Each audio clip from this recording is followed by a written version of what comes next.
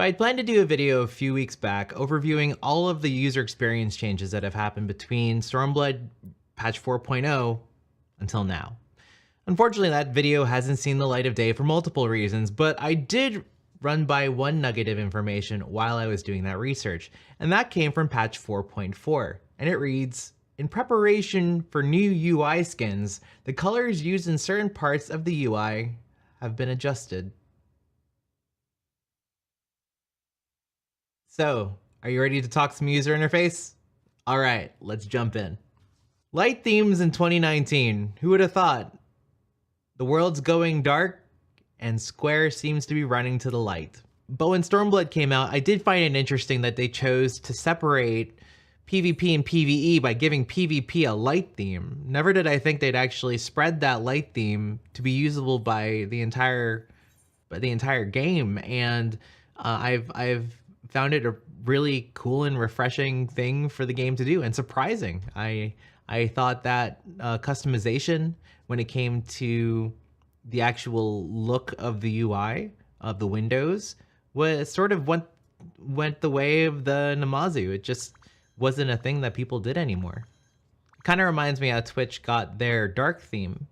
Back in 2014, when I was still working for Twitch, we created a full screen, a mode meant to be used in full screen. And it would have a large video player and a dark chat. And that was the first time we ever had an official dark chat. Obviously it existed in BTTV and other, add-ons, but that was the first time it had landed in the official code base. Soon after I left in 2016, dark mode became a thing. So going from one element, in this case, Twitch's chat, and 14's PvP interface to the entire thing, the stories just strike me as similar and kind of interesting. Now, Yoshi P did go over the light theme at length in the live letter, and we did get a chance to check out the light theme in the build we played at the media tour. But this isn't so much a video about the light theme itself. It's more a video about what's next. During Yoshida-san's presentation at the media tour, he did mention the fact that these two themes wouldn't be the only two themes.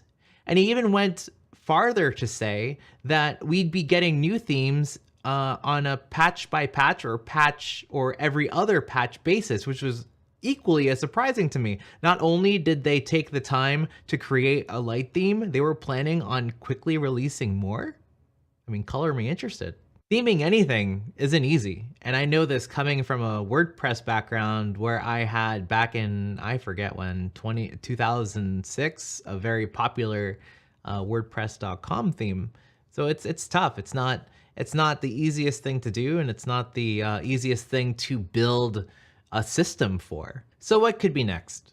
If we think about the different user interfaces that are in the game already, my mind immediately goes to Palace of the Dead's blue and white retro Final Fantasy themed user interface. Since those assets are already in the game, I wouldn't be surprised whatsoever to see that theme, that quintessential Final Fantasy theme, become our third theme after Shadowbringers launch. As for other ideas, they have a lot of great source material to lean back on.